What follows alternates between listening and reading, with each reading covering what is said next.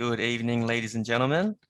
It is a great pleasure to be here tonight on behalf of Silversea and of Intriq Journeys to speak to you about the Kimberley region. And 1 second while I just bring up my screen.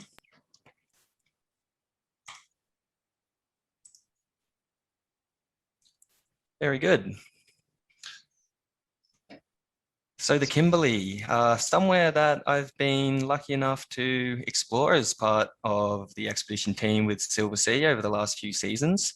And I hope that over the next little while, I can bring some of that magic of the Kimberley to your screens. It's definitely a favorite destination of mine. And as I sit here on a cool Melbourne night, it's warms the heart to think about being up there, up amongst the sandstone and the warm waters of the Kimberley. So without any further ado, I'll just move on to a quick introduction of who I am and being your speaker for the night.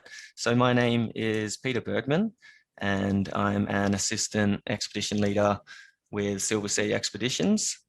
I've been with the company for a little bit over 3 years now, and obviously, as you can tell from the picture there, that's not the Kimberley. I've been quite lucky in being able to travel to different corners of the world, but it's always nice to join the ship for a journey that travels a little closer to home for me, and that's around the Australian coastline. So growing up, I was in the top end of Australia, or the Northern Territory and the East Kimberley region. So I definitely had a bit of a pedigree for some adventurous travel from a young age, and really to be able to go back now a bit older and see just how lucky I was, I guess, to be able to see that part of Australia that's away from the bigger cities and the more touristy areas. And you definitely look back and you realize that it does give you a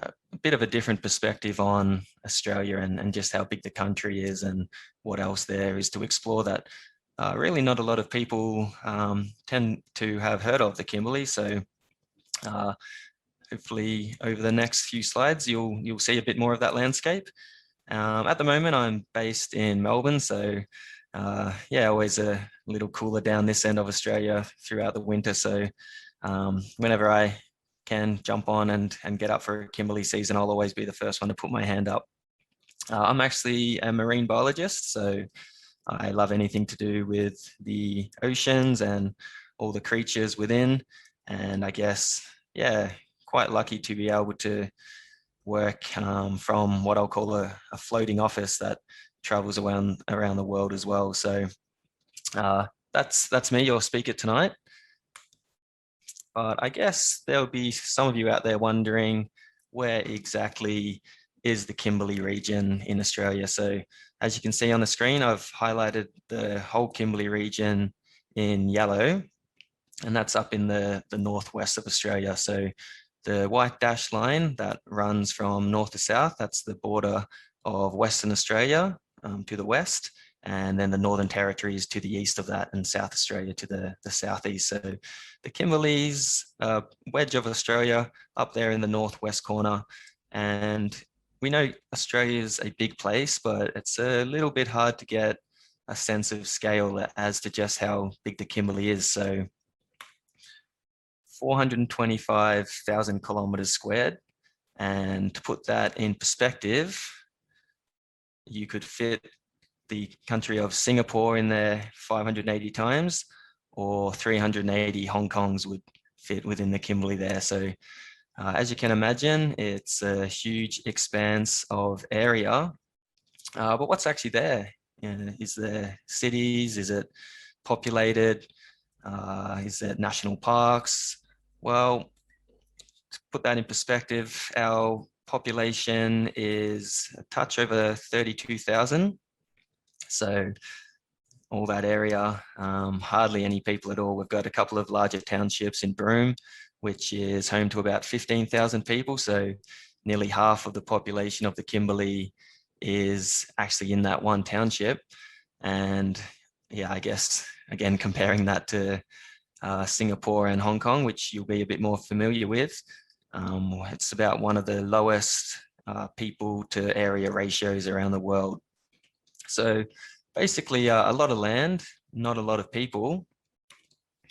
And I guess your mind starts to wonder, well, if there's so much to explore, what's the advantage of maybe going through the interior of the Kimberley as opposed to going around the coastline and seeing what's there?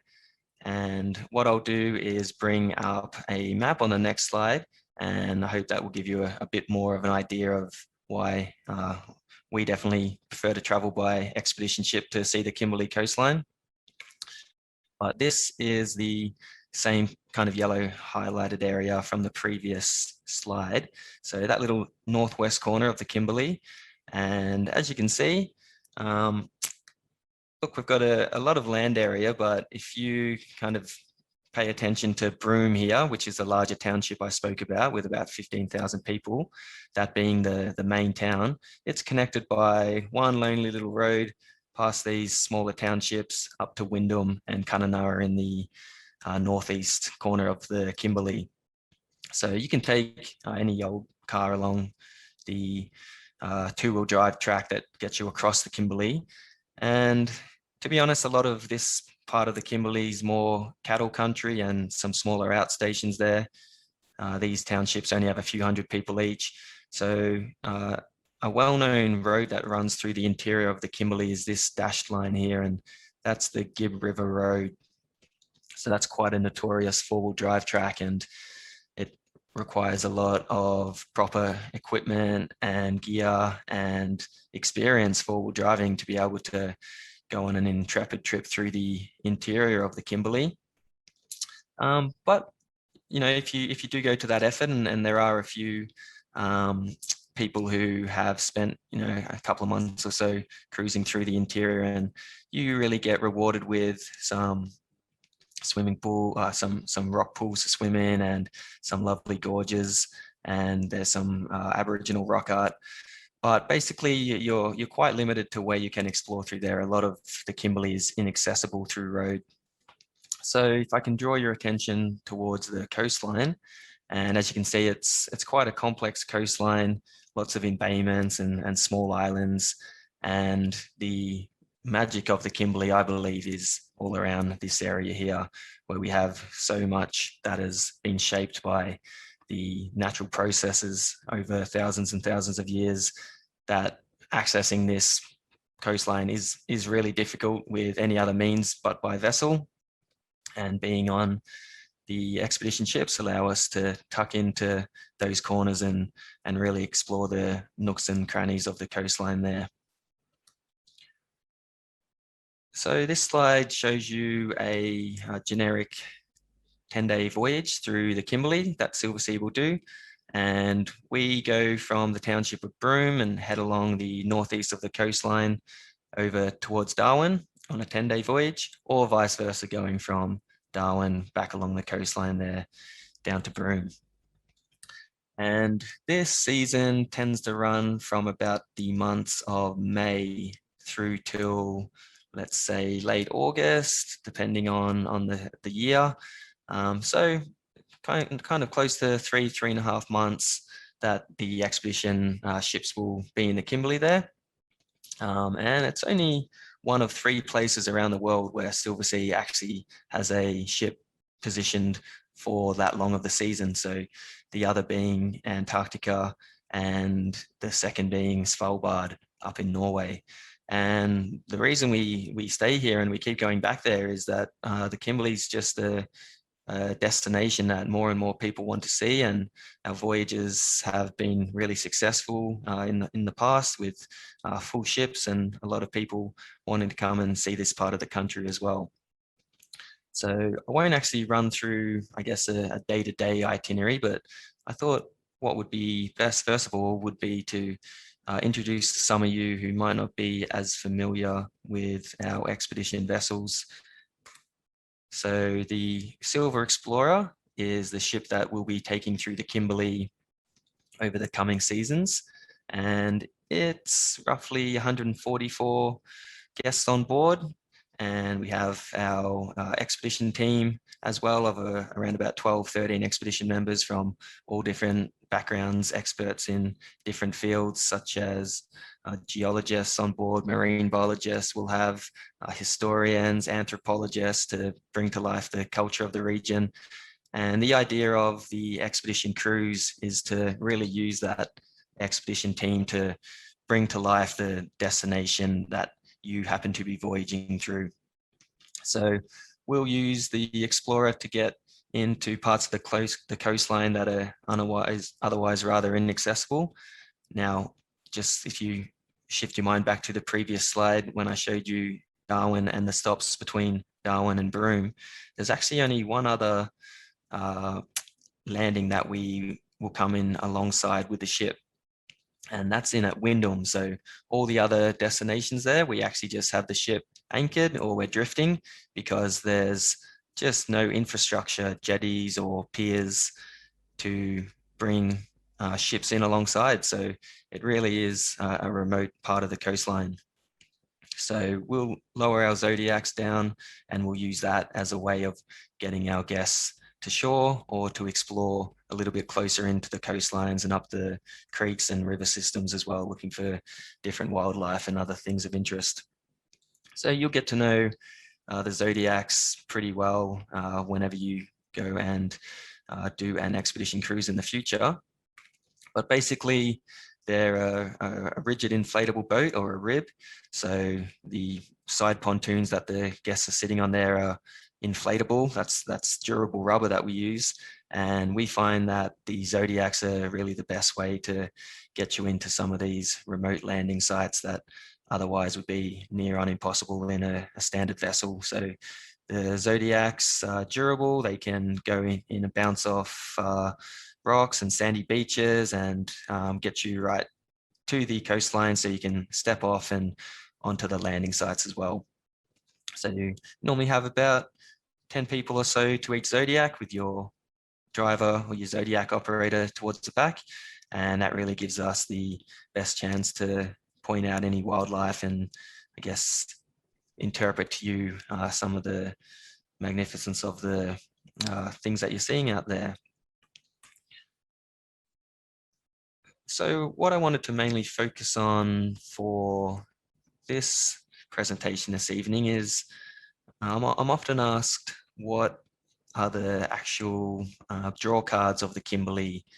Why would people want to go there rather than some more well-known parts of Australia or other destinations in the Southern Hemisphere? And I guess the first thing that springs to mind for me is the natural phenomena we have in the Kimberley.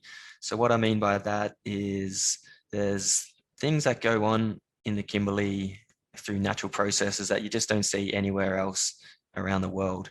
And the big reason for that is the fact that the coastline of the Kimberley is the third highest tidal range that you see anywhere around the world. So what do I mean by that? Well, as we know, water floods in and ebbs out with the movements of the tide, and this can vary dramatically no matter kind of where you are around the world, from a few centimeters up to around about 16 meters in the Bay of Fundy. And the Kimberley region during the spring tides, when there's the highest volume of water moving, is upwards of around about 13 to 13.5 meters. So if you can picture that, where you're standing, if you're at the edge of the water at the beach, in around about 6 hours time, if that was low tide, then you would be inundated by 13 meters of water above your head. So that's 13 meters moving vertically. And you can imagine with that much water coming in and coming out from the coastline every 6 hours, then that's created some pretty spectacular parts of the coastline that we can go and explore.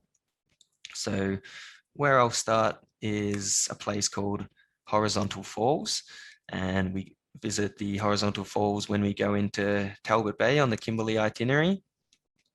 And what's actually happening here is you can see Talbot Bay in the background, and when we have all this water coming in and flooding the coastline, especially during the spring tides throughout the month, then you're getting all this water building up in the bay here. And there's these tiny narrow gaps of around about 10 meters or so that have fallen down in the sandstone ridge here. So that water then starts to build up and flood through the gaps and creates almost like a whitewater rapid. And the reason it got the term horizontal falls is when it's at peak flow, it can literally look like a waterfall that has been turned on its side. So to give you a bit of a better perspective on that, say this is the middle embayment and looking back out into Talbot Bay. So at high tide, you've got all this water backed up in the bay here, and only a tiny gap as to which the water can actually be squeezed through. So you almost get about a drop off of around about a meter or so of that water building up, and it just has nowhere to go and ends up funneling through and creates this whitewater wash here. So pretty spectacular to see up close. We don't actually take our zodiacs through these narrow gaps. I think back in the heyday, a couple of decades ago, there was a bit less regulation as to what you can do and a bit more of a cowboy attitude out there. And I've heard some stories of zodiacs going through some of these falls during the peak tide. But these days we leave it to the experts, and we'll put you all on a fast boat, which has 300 horsepower outboards on the back. And you really need something of that size and that power to be able to safely push through the horizontal falls there. So you jump on the fast boats with the tour operator, and they'll take you in along the rapids a few times back and forth, as well as explain a bit about the geology and the tidal movements as well while you're out there. But not to say we don't go out there and have a bit of a look ourselves. So this photo is taken from a zodiac, and you can still get in pretty close. The water's rushing through here, so we'll still get you up relatively close so you can get some good photos and actually hear and feel the power of that water running through. But we go on a bit of a longer zodiac cruise this day as well. So once you're done with the fast boats, you'll pop into one of our zodiacs, and we'll take you a bit further along from the horizontal falls up along Cyclone Creek. So you can still see there's this is a bit further out to the west, but there's still quite a formidable amount of water moving through, but that gap between the rocks is a lot wider there, so we can safely take you through the rapids there. It's a bit of fun, and also plenty of wildlife and interesting rock formations and things for you to see on that day. So continuing on with another place where I'd say it's a natural phenomenon, and that's a site that we go to called Montgomery Reef, or as we like to shorten it, as we do as Aussies, we call this Monty Reef.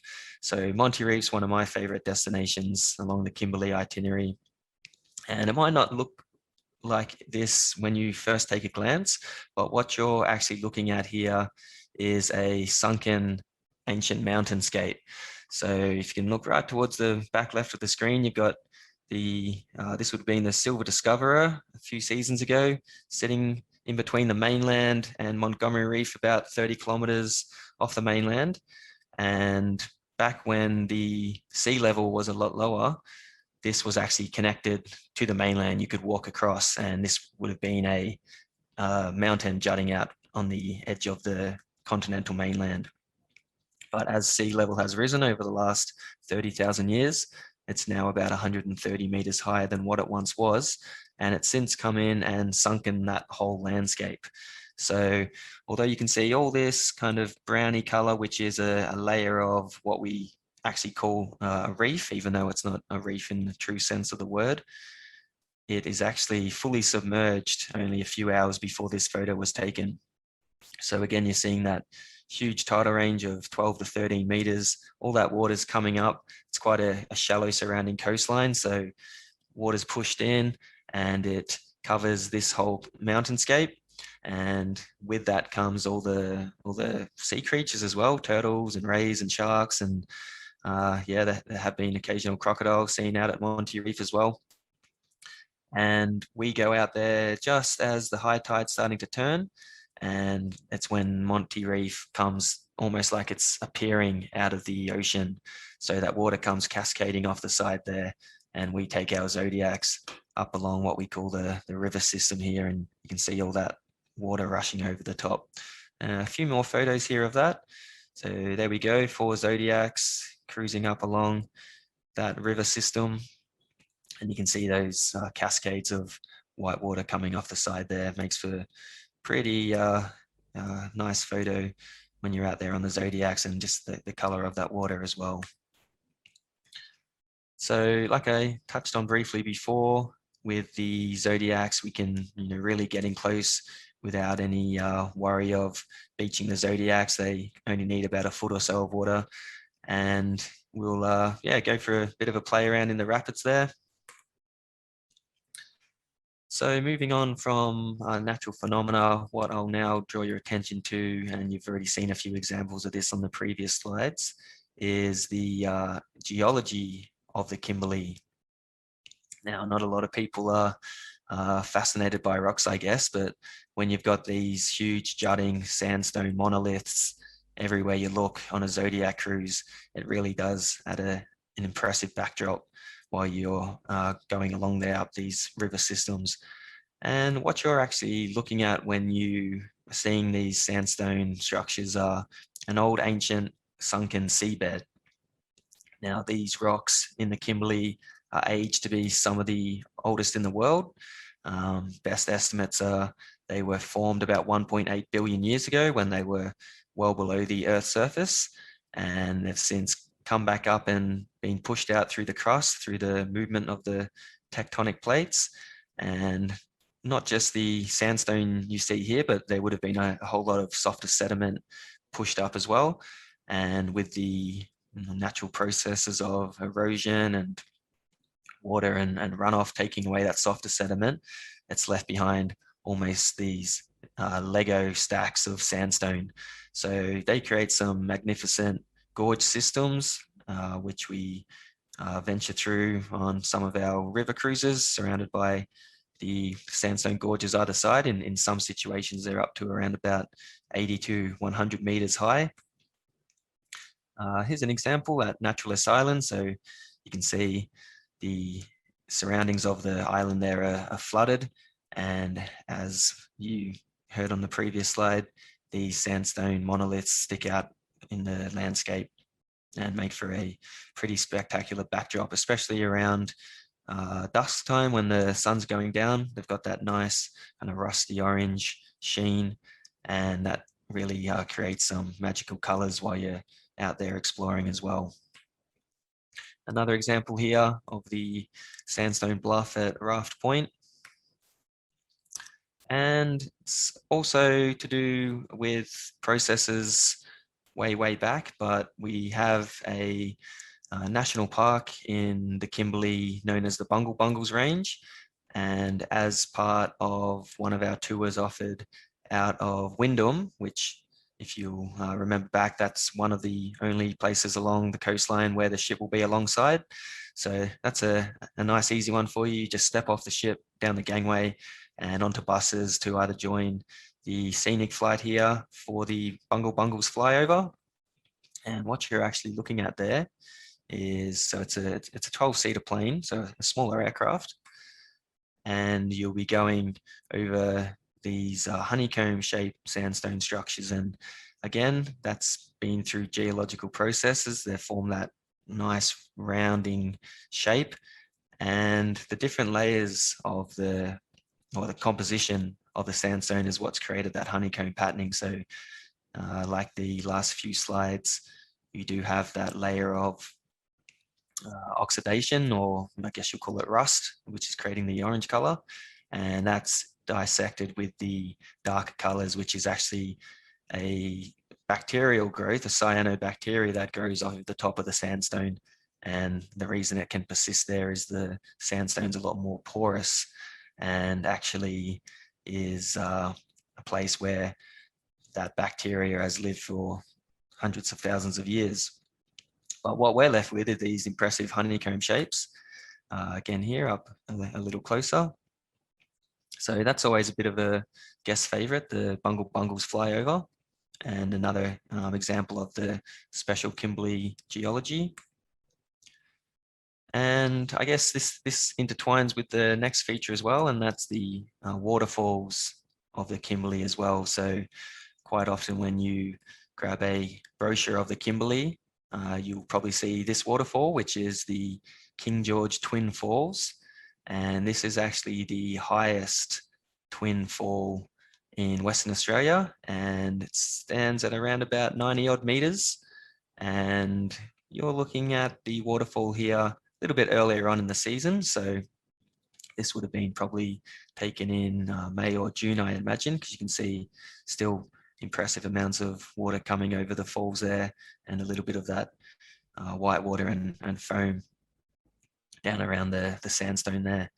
So we visit King George Falls when we're in the Kalama Bay region, and we'll take you out on the zodiacs, you guessed it. And this is another favorite day out for the expedition team and the guest. We'll offer a range of different zodiac cruises from 2 hours to 3 hours, which is a bit more intensive and focused on wildlife, to a 6-hour tour option, which includes a 3-hour hike as well. But I'll get to that over the next few slides. So you come cruising down here in your zodiacs, and you're making your way down towards the foot of the falls, which is around about a 15-kilometer journey or 10 nautical miles.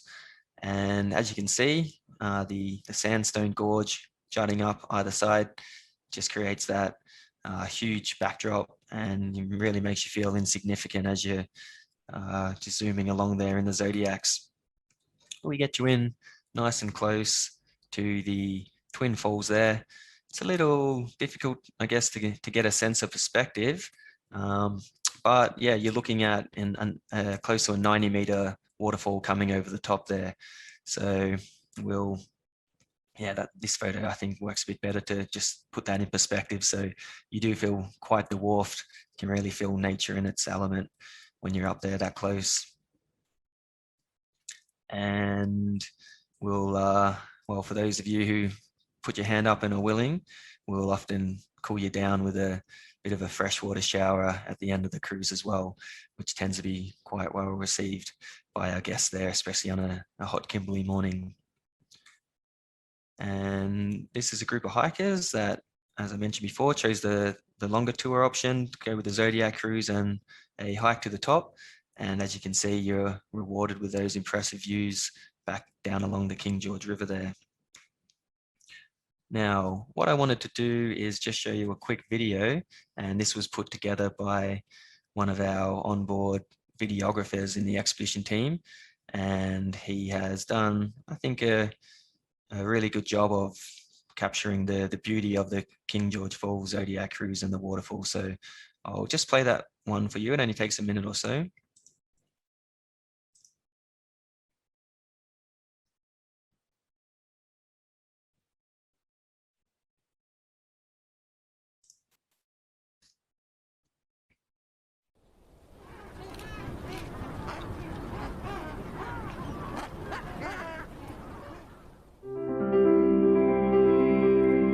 I've experienced few places on Earth that have evoked the same feeling of remoteness as Australia's Kimberley region.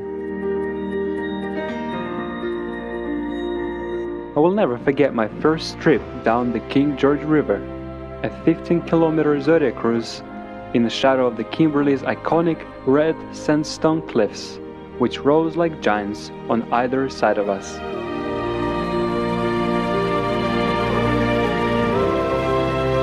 As we came to the end of the river, we were greeted by the majestic King George Falls. The thundering sound of crashing water took my breath away.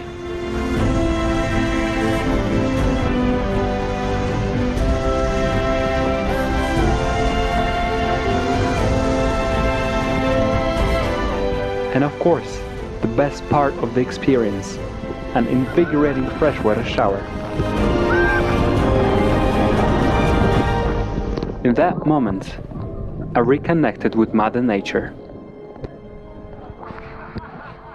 This fun, and unique experiences shared with friends make me want to come back to this region time and time again.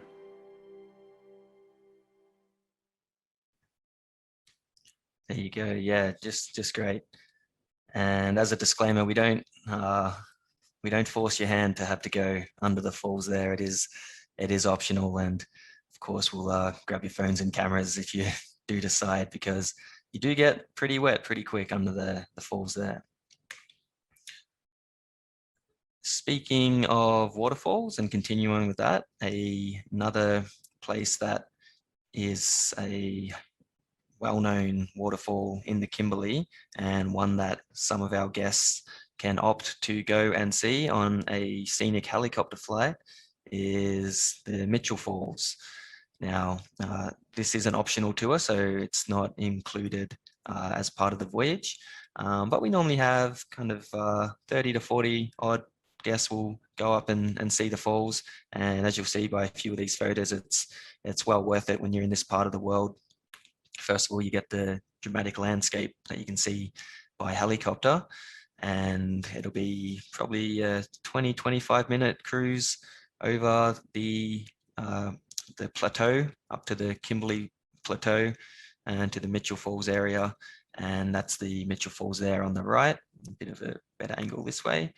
So it's a 4-tiered cascading waterfall, and that bottom falls there is about 45 meters or so. So pretty impressive falls. The helicopter will land and you'll have about 90 minutes or so to walk around on top of the escarpment and get to a few different viewpoints, and get that. This photo here is taken from one of the viewpoints as well there. So that's another option that some of our guests choose to take while they're on the voyage. Mind you, if you do choose that one, you don't miss out on any of the other activities as well. We still offer a zodiac cruise to fit in around that day out at Mitchell Falls as well. Now, moving on from waterfalls and to something I think is incredibly important for the Kimberley region, and that would be the Indigenous history of this part of Australia.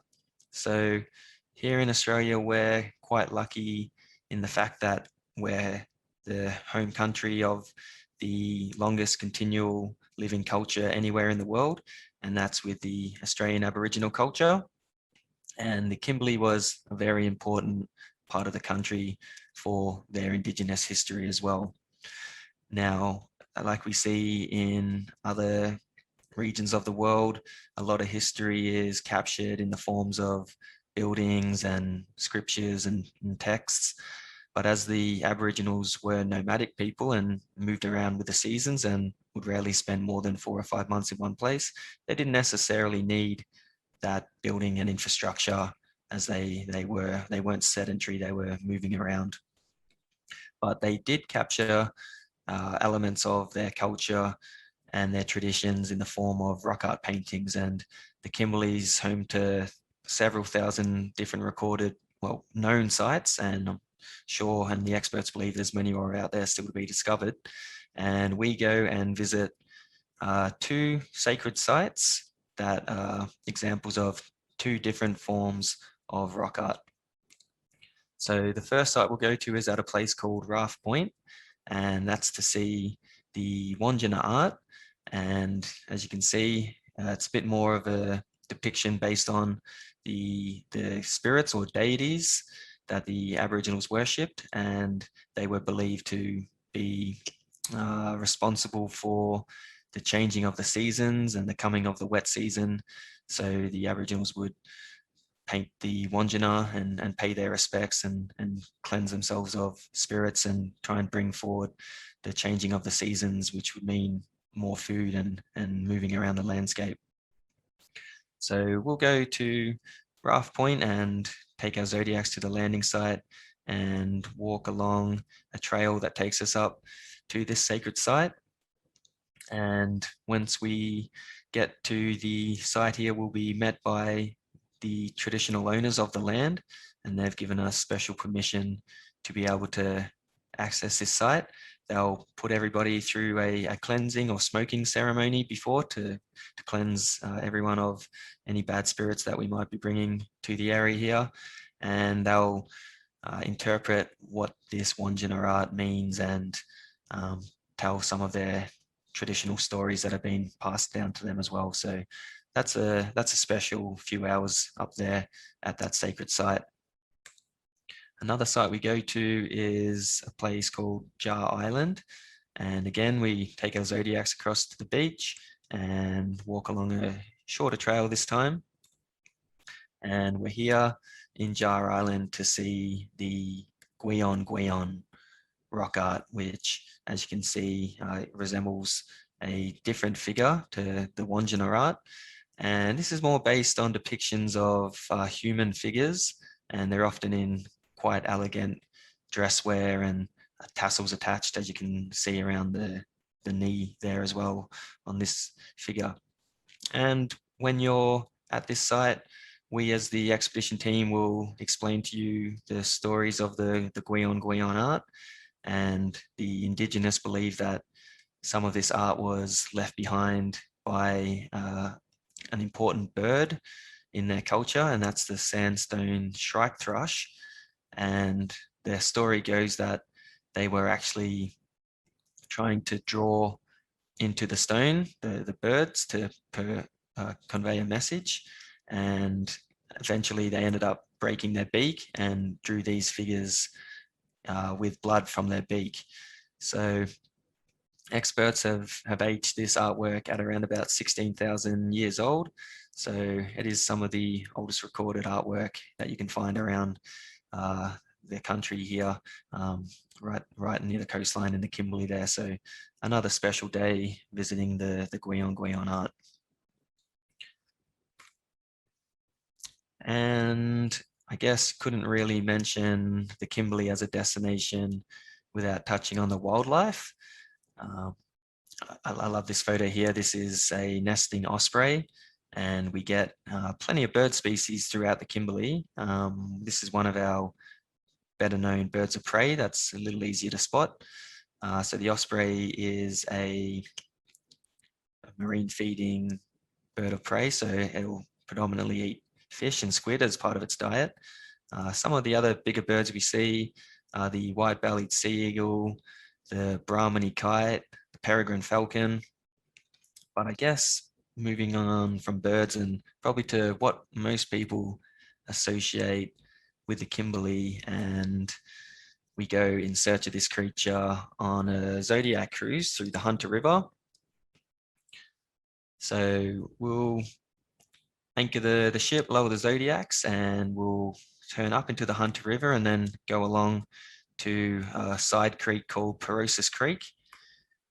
And as you can see, it is a lot of flowing kind of mangrove lime tributaries. So this will be as the tide's starting to run out and our zodiacs can meander in and out of those winding passages. And we're in search of these guys. Down the bottom of the screen there, you'll see what is called the estuarine crocodile, or probably more commonly called the saltwater crocodile or salty. And if you've seen the Crocodile Dundee films, you'll know about these big lizards. And the Kimberley and more generally the northern parts of Australia are where the crocodiles inhabit. And we go along Hunt River and up into Parosis Creek. And the reason it's called Parosis Creek is the fact that the scientific name for the crocodile is Crocodilus porosus, referring to the pores in its skin. And that was given by one of the early explorers through the Kimberley due to the number of crocodiles that were seen here in the Kimberley. So these big boys grow to around about 6 meters, maybe 6.5, depending on these days, they don't tend to live up to that 70 to 80-year-old mark. In the Kimberley, we'll often see some crocodiles up to around about 4 meters or so. Tend to get the huge male crocodiles around that 5.5, 6 meter mark in the Northern Territory, where there's a bit more habitat for them, and they've also got the grazing cattle, which allows them to feed and grow that big. But we're seeing plenty of 4-meter saltwater crocodiles through the Hunter River system here as well, and up into Perosis Creek. And there you go, you can see quite impressive. A full-grown adult male will grow to around about 1,000 kilograms, so over a ton.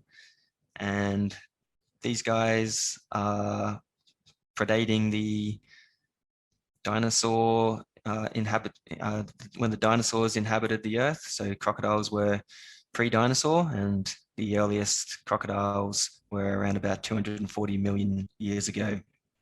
So hugely successful predators. They haven't really had to change much in terms of their adaptations and their success at stalking and ambushing prey. And they'll eat a whole range of different creatures, turtles, dugongs, birds, barramundi. And don't worry, we do now our crocodile safety, so we'll make sure you're kept on the safe side of the crocodiles.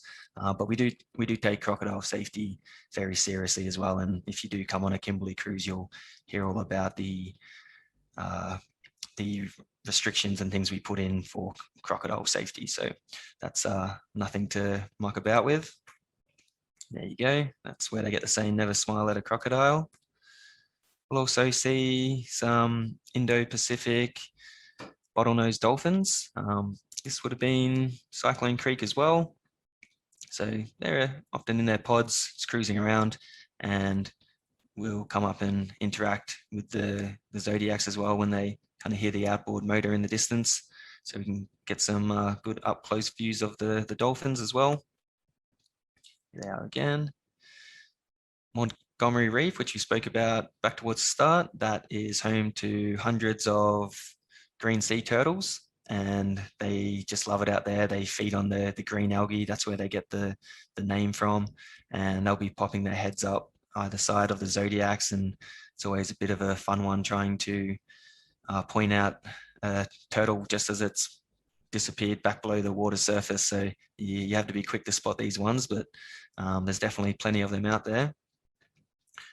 A tour that's one of the favorites for the expedition team, as well as a lot of guests who return from this tour, is the full day out on the Ord River.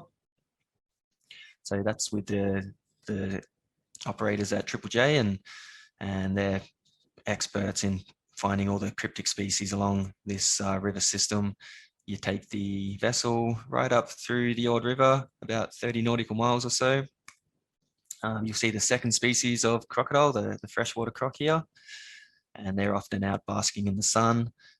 This one's got its mouth open, as you can see. It's just using that to control its temperature so it doesn't get too hot and overheat. Being a reptile, they do need to control their temperatures.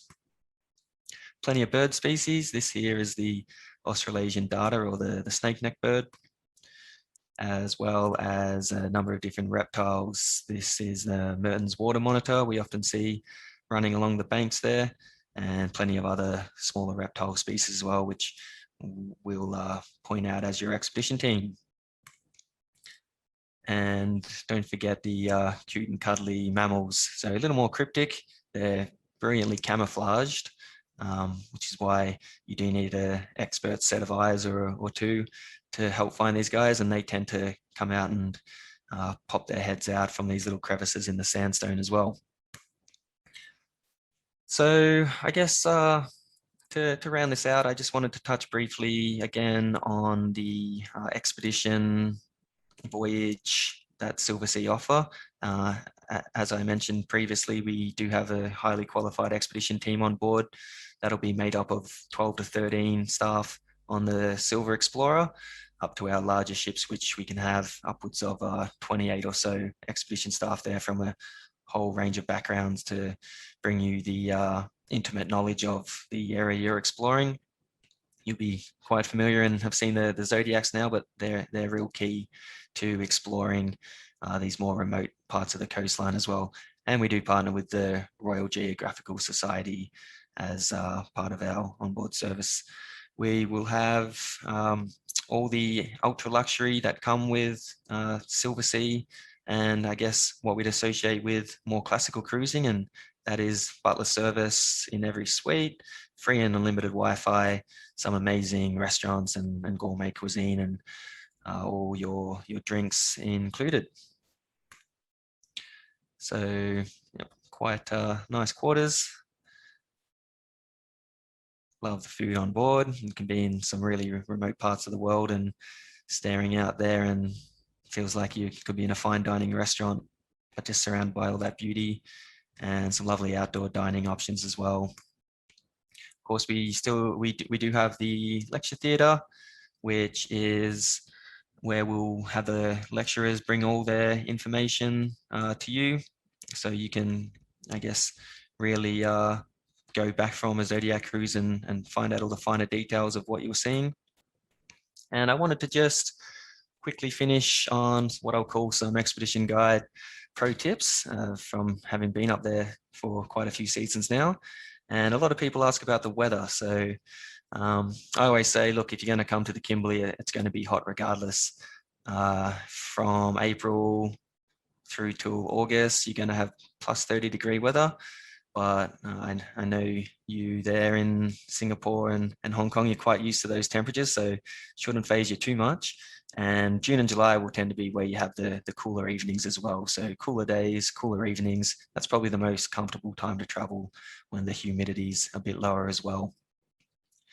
April, you'll probably, still have 60, 70% humidity, and that drops right down throughout the dry season. In terms of the best time to visit the waterfalls, always earlier in the season, the better. So the reason being, we have all this water that is coming down with the deluges of rain throughout the wet season, December through to around about March. And that's all captured in the basins and runs towards the coastlines. And it is in full force, around those April and May months. So that's when you're going to get the best levels of water coming over the edge of the cliffs there. As you get towards June and July, it's still good. This photo is probably taken, I'd say, early June. And then towards the end of the season, August, you're getting a little less water coming over, but you still get all that spectacular backdrop as well. In terms of wildlife, so if you want to get the best viewings of crocodiles, to be honest, you're going to see crocodiles no matter when you go in the season. But if you have the choice of a zodiac cruise, you want to be going out around the low tide mark when the crocodiles will be up on the banks warming up, as they do need to rely on the sun to keep warm. And when the water temperature drops in the cooler months, so June and July, that's when you're going to get more crocodiles out on the banks there. So keep that one in mind for crocodile viewings. Don't really associate humpback whales with the Kimberley. They're not well known, but come mid-July onwards, they're everywhere up in the Kimberley.